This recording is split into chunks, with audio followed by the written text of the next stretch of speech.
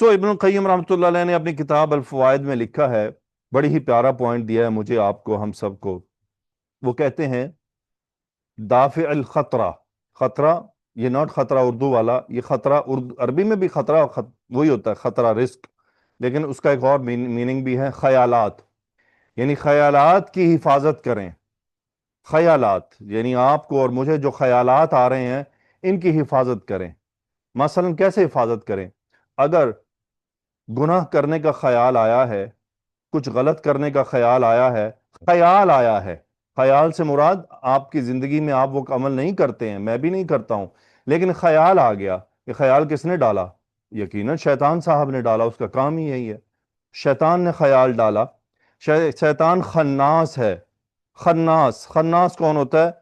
بات کر کے پیچھے ہٹ جانے والا، شکل دکھا کے غائب ہو جانے والا، خناس۔ تو اس کی خاص، اس کی صفت ہے، سورۃ ناس میں آئی ہے کہ وہ آتا ہے، کان میں وسوسہ ڈالے گا اور غائب ہو جائے گا۔ اب ہمارے ذہن میں خیال ڈال گیا، وہ کھڑا نہیں رہے گا، چلا جائے گا، وہ ہمیں لڑنے دے گا، دیکھتے ہیں ہم کیا کرتے ہیں۔ خیالات کی حفاظت کرنا۔ وہ کہتے ہیں کہ گناہ کے خیالات آئیں تو وہیں اس سے لڑائی کر لیں، ان خیالات کو ترک کر دیں، اس میں سفر شروع نہ کریں، اس کو وہیں چھوڑ دیں۔ نہ صرف گناہ کے بلکہ بغاوت کے، بلکہ اللہ سبحانہ و تعالیٰ کے بارے میں کوئی خیال آئے، رسول اللہ صلی اللہ علیہ وسلم کے شیطان ہمیں چھوڑے گا تھوڑی، وہ تو ہر طرف سے گھیرے گا، ہر طرح کی جنگ لڑنا چاہے گا۔ وہ ہماری طبیعت اور ہمارے فزیکل اعمال کو پروسیس کر رہا ہوتا ہے، وہ اے آئی سے کم نہیں ہے، وہ ہمیں دیکھ رہا ہے کہ ہم کیا کر رہے ہیں، وہ اکارڈنگ ٹو آر انٹینشنز۔ مثلا آپ دینی معاملات میں بزی ہیں، دین کے طالب علم ہیں، صبح دوپہر شام دین کی اسٹڈی کرتے ہیں، تو اب آپ کو آ کے وہ شراب پینے کے مشورے نہیں دے گا، اس کو پتا ہے کہ یہ کام نہیں کرنے والا، نہ وہ آپ کو کسی غلط تعلق کی طرف دعوت دے گا۔ وہ کیا کہے گا؟ وہ دین میں آ کے ہمیں بھڑکانا لگے گا، دین کے اندر وہ غلط معاملات شروع کرے گا، اس کے بارے میں کچھ غلط، وہیں وہ ہمیں دین سے ہی گمراہ کرنا چاہے گا۔ تو وہ پہلا، اس کو پتا ہے کہ اس کو میں مشورہ دوں جا کے کسی لڑکی سے دوستی کر لو، یا کسی لڑکے کو کسی لڑکے سے دوستی کر لو، تو یہ نہیں کرنے والا، یہ دین کا طالب علم ہے، یہ ان چیزوں سے فی الحال دور ہے، اس کو ادھر نہیں پھنسایا جا سکتا۔ اس کو پتا ہے کس کو کہاں پھنسانا ہے۔ اب آپ نے انسٹاگرام کھول لیا، اس نے دیکھا آپ ریلز جو ہے نا آ رہی ہیں، آپ جو ان ایتھیکل ریلز ہیں، میوزک، موسیقی، وہ والی ہیں، فلموں وغیرہ والی اور فضول قسم کی، اس کو آپ اگنور کرتے جا رہے ہیں۔ You are just focusing on your point somewhere, وہ آپ کو سکپ کروائے گا تھوڑی دیر کے لیے کہ اچھا اس میں کیا ہے، دیکھو تو صحیح ہے، کچھ اور لگ رہا ہے۔ ہاں، یہاں موقع اس نے پایا، حالانکہ آپ اس کے خریدار نہیں ہیں، لیکن اس نے دیکھا کہ یہاں یہ تھوڑی دیر رکا ہے، بس وہ اس رکنے کا فائدہ اٹھائے گا، وہاں وہ کان میں خیال ڈالے گا، ذرا اسی طرح کی اور بھی دیکھ لو۔ اس این ایگزامپل، تو خیالات، وہ خیال ڈالتا ہے۔ ابن القیم رحمۃ اللہ علیہ فرماتے ہیں یہیں لڑائی کریں اس کے ساتھ، اس کو یہیں ڈراپ کریں۔ اس نے خیال ڈالا، موبائل ہی بند کر دیں۔ طارق مسعود صاحب تو اچھی بات کہا گیا، تو کہتے ہیں انٹرنیٹ ہی بند کر دیا کرو، جان چھڑاؤ کہ اگلا سٹیپ ہی نہیں لینا، یہیں فائٹ کریں۔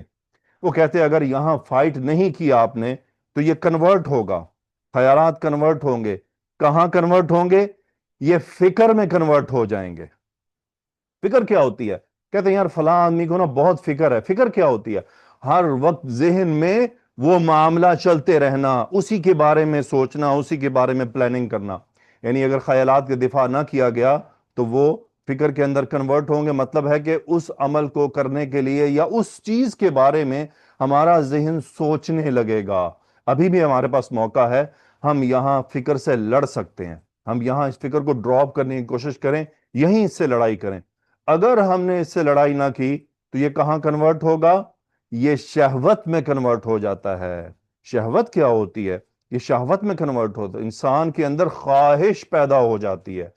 دیکھیں یہ کہاں تک پروسیس ہے، خیالات نہیں لڑا، فکر میں کنورٹ ہوئے، فکر کہاں؟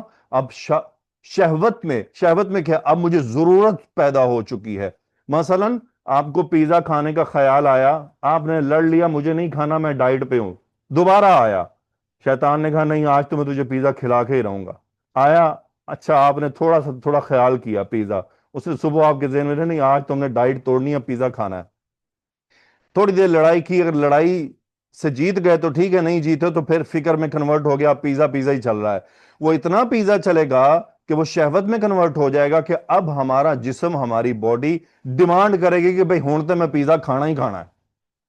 یہ وہ چیز تھی. یہاں اب ابن القیم رحمۃ اللہ علیہ نے یہاں تک کہا ہے کہ دفاع کرو. بہت ابن القیم رحمۃ اللہ علیہ کے الفاظ کے چناؤ کا کہہ رہے ہیں دفاع کرو، ادھر کہہ رہے ہیں دفاع کرو، لیکن جو ہی شہوت پہ آئے ہیں کہتے ہیں یہاں جنگ کرو اس کے ساتھ، کیونکہ اب جنگ کے بغیر کا اب خالی دفاع والا معاملہ نہیں رہ گیا، اب جنگ ہوگی. اب اگر آپ نے شہوت کو کچلنا ہے نا، کہ اب شیطان کھیلتے کھیلتے یہاں لے آیا کہ اس نے میرے اندر بھوک پیدا کر دی اس چیز کی، تو وہ کہتے ہیں کہ اب یہاں آپ کو اپنے نفس کے ساتھ جنگ لڑنی ہوگی. یو ہیو ٹو فائٹ اے وار. اب یہاں دفاع والا معاملہ نہیں ہو گیا. پہلے دفاعی حکمت عملی چل رہی تھی، ہم دفاع کرتے رہے بچتے رہے، لیکن سکپ ہوتا رہا. اب معاملہ بہت خطرناک ہو گیا ہے کہ اب جسم میں اس چیز کی بھوک ڈیولپ ہو چکی ہے اس پورے پروسیس سے گزرنے کے بعد. پھر وہ کہتے ہیں کہ اگر یہ جنگ آپ نے نہ جیتی، یہاں جنگ یہی ہے، مطلب کیا ہے جنگ؟ یہی ہے کہ اپنے نفس کو شہوت کے اوپر غالب کر دیں اور کہیں مجھے نہیں کھانا، اور بس دکان بند کریں، اور جو اپلیکیشنز ہیں فوڈ کی منگوانے کی، وہ اپلیکیشن بھی اڑا کر رکھ دیں کہ مجھے نہیں کھانا، مجھے نہیں، اور سو جائیں. لیکن دینی معاملہ یہ ہے کہ اللہ تعالیٰ سے توبہ استغفار کریں، 2 رکعت نماز پڑھیں، ذکر اذکار میں مشغول ہو جائیں، تو انشاءاللہ جنگ میں فتح ہوگی. وہ شیطان سے جنگ میں ہم اللہ کی مدد کے بغیر نہیں جیت سکتے. وہ کہتے ہیں اب یہ جنگ بھی اگر آپ ہار گئے تو نیکسٹ کیا ہوگا؟ نیکسٹ وہ کہتے ہیں کہ یہ عزم میں کنورٹ ہوتا ہے. جب عزم میں کنورٹ ہوتا ہے تو اس کا مطلب now we are ready to take action. یہاں بھوک پیدا ہوئی ہے، لیکن یہ بھوک ابھی بھوک تھی، جسم نے ڈیمانڈ شو کی اپنی ہائی لیول کی، لیکن یہاں سے اب وہ عزم میں کنورٹ ہو گیا. No I have to do it, اب مجھے کھانا ہی کھانا ہے پیزا. دیکھیں میرے بھائیوں اور میری بہنوں، میں یہ ایگزامپل دے رہا ہوں، اس ایگزامپل کو آپ کہیں بھی فٹ کر سکتے ہیں، اس کے اندر کچھ بھی ڈال سکتے ہیں، آپ کہیں بھی اپنے دماغ کو لے جا کر آپ سوچ سکتے ہیں کہ یہاں کیا کیا چیزیں فٹ ہو سکتی ہیں. اب اس نے عزم میں ڈال دیا. اب یہاں پر کیا ہوگا؟ یہاں پر ایکشن کی طرف ہم جانے والے ہیں. ہم we are now ready to take action. ادھر کیا کرنا ہے؟ یہاں اگر بچنا ہے تو ہمیں اس کے اگینسٹ ایکشن لینا ہوگا.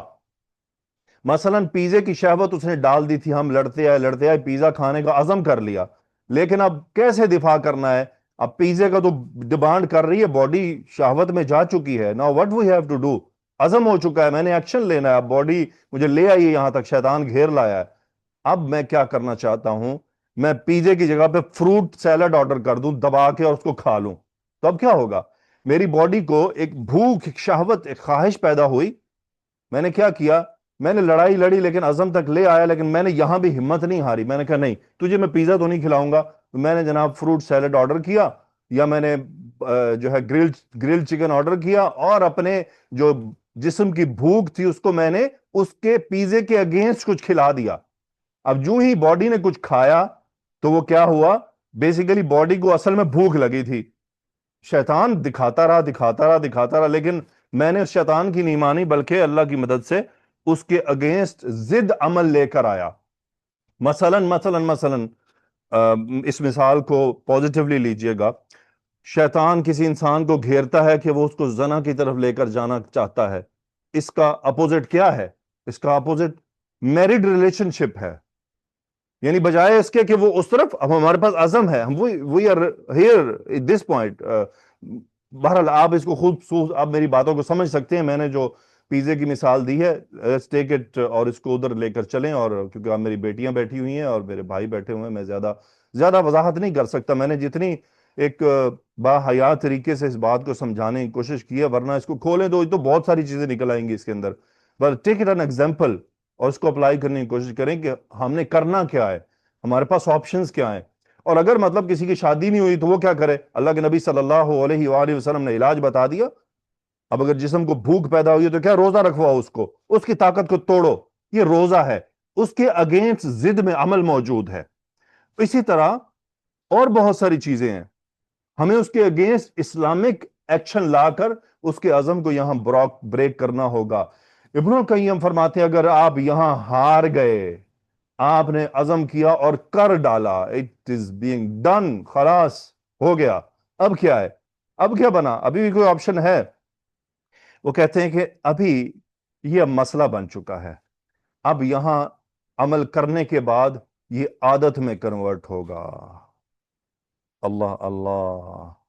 اب یہ عادت میں کنورٹ ہوگا. کتنے سارے پوائنٹ تھے ہمارے پاس لڑنے کے، ہم نے سب چھوڑ دیے.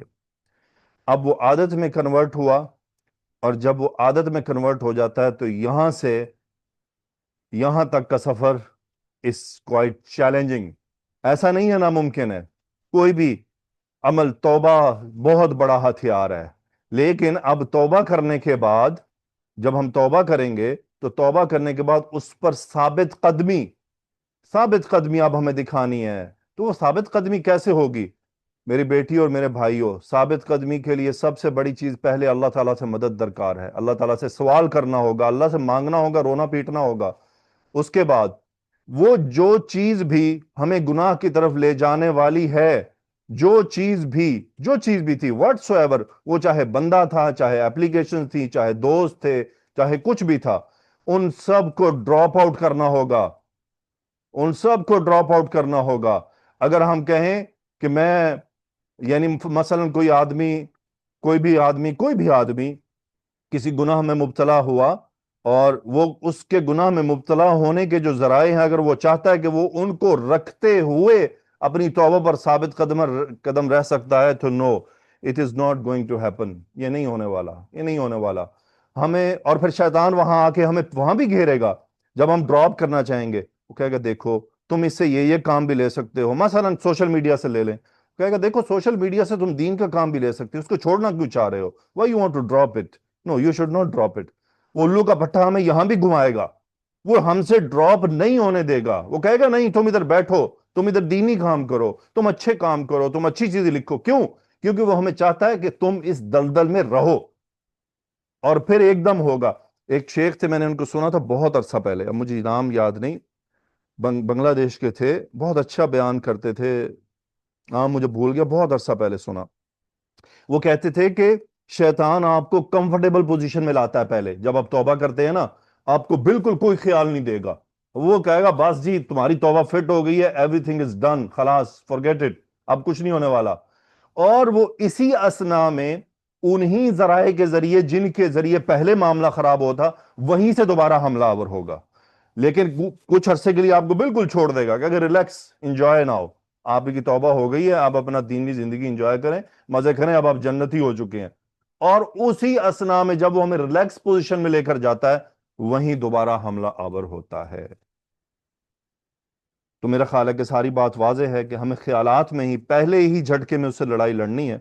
اور انشاءاللہ، اور اس پوری لڑائی میں دیکھیں، شیطان کے ساتھ جو لڑائی ہے نا، اس میں اللہ تعالیٰ کی مدد کے بغیر معاملہ نہیں سیٹ ہو سکتا. ہمیں اللہ تعالیٰ کی مدد درکار ہے بار بار. اس کے لیے یہ ہے کہ میرے بھائیوں، میری بہنوں، بغیر شرم و حیا کے اپنے ہاتھ میں تسبیح رکھا کریں. یہ جو کہتے ہیں نا تسبیح بدعت ہے، یہ کوئی بدعت نہیں ہے، کچھ نہیں ہے یہ بدعت سیدت، ہر چیز بدعت میں ڈال دیتے ہیں. اس کی دلیل میں امہات المومنین کی زندگی سے دے سکتا ہوں کہ جب ایک امہات المومنین میں سے، وہ آپ علیہ السلام گھر سے باہر تشریف لے جا رہے تھے، تو وہ اپنے جائے نماز پر بیٹھی ہوئی تھیں، اور وہ کھجور کی گٹھلیاں رکھی ہوئی تھی، اور ان کے ذریعے تسبیحات کو کاؤنٹ کر رہی تھی. اگر تسبیح کرنا بدعت ہوتا اس طرح سے کہ چیز کو استعمال نہیں کیا جا سکتا کاؤنٹنگ کے لیے، تو رسول اللہ صلی اللہ علیہ وآلہ وسلم ان کو منع فرماتے کہ یہ آپ کھجوروں کی گٹھلیاں جو ہیں، ان کو کاؤنٹنگ کے لیے استعمال نہیں کر سکتی ہیں. یہ آج کل کی تسبیح اس کی جدید شکل ہے. بعض کچھ ریجڈ لوگ میں دیکھتا ہوں، شروع ہو جاتے ہیں آپ کے ہاتھ میں تسبیح، یہ بدعت ہے. مجھے بھی ایک پڑ گیا تھا ایک عربی، میں نے اسے کہا کدھر سے بدعت ہے، مجھے ثابت کر کے دکھاؤ، میں تمہیں دلیل دیتا ہوں. مذاق ہے یار، ہر بات بدعت میں ڈال دیتے ہو. ہاں، بدعت تب ہوگی جب میں اس تسبیح کو چومنا چاٹنا شروع کر دوں. ایک شیخ نے اس کی بھی وضاحت کی تھی، اس نے کہا مثلا بدعت یہ تب ہوگی کہ جب میں اس تسبیح کو کوئی پاک پوتر چیز سمجھ لوں. کہ مثلا پاکستان میں ہوتا ہے نا، تسبیح ہاتھ سے گر جائے زمین پہ تو اٹھ کے چومنے لگ جاتے، یہ بدعت ہے.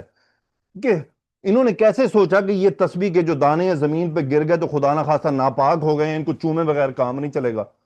یہ فضول بات ہے.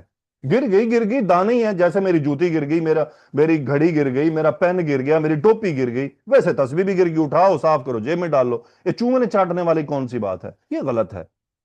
یہ چومنے چاٹنے کا مطلب یہ ہوا کہ ذہن کے کہیں کسی کھاتے کے اندر شیطان نے ڈال دیا کہ تمہارے تسبیح پڑھنے سے یہ جو تسبیح کے دانے تھے، یہ کچھ اعلیٰ مقام پہ اڑ چکے ہیں، اب وہاں پہ چونکہ پہنچ گئے ہیں، تو اس لیے جو گرے ہیں تو تم نے ان کی بے حرمتی کر دی ہے. یہ فضول بات ہے. بہرحال تو ہم کہاں سے کہاں چلے گئے؟ اپنے ہاتھ میں تسبیح رکھا کریں. اور اب یہاں بھی شیطان کھیلتا ہے. میری بیٹیوں میرے بھائیوں، تسبیح رکھیں، ذکر اذکار مختصر ذکر اپنے ہاتھ پر رکھیں، اور بنا لوگوں کے خوف و خطر.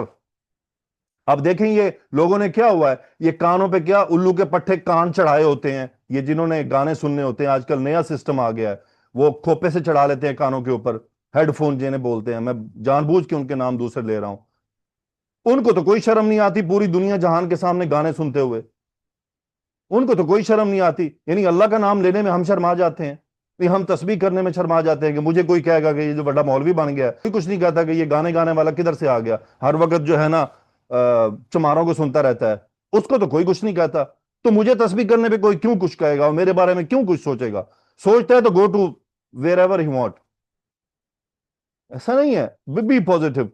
دنیا اگر گند پھیلانے میں بے حیا ہو چکی ہے تو ہم دین کا کام کرنے میں کیوں شرم کرتے ہیں، کیوں شرماتے ہیں؟ میں ٹوپی رکھوں گا تو مجھے لوگ کیا کہیں گے، میں داڑھی رکھ لوں گا تو کیا کہیں گے، میں ٹخنے اوپر چڑھا لوں گا تو لوگ میرے بارے میں کیا کہیں گے، میں برقع کروں گی تو لوگ کیا کہیں گے. وہاں لوگ ننگے ہوئے پھرتے ہیں، ان کو کوئی کچھ نہیں کہہ رہا ہے. تو آپ کیوں فکر کرتے ہیں؟ اللہ کی مانتے ہوئے شرماتے ہیں. اور یہ پوری دنیا شیطان کے پیچھے چل رہی ہے، وہاں تو کوئی نہیں کسی کو شرم آ رہی.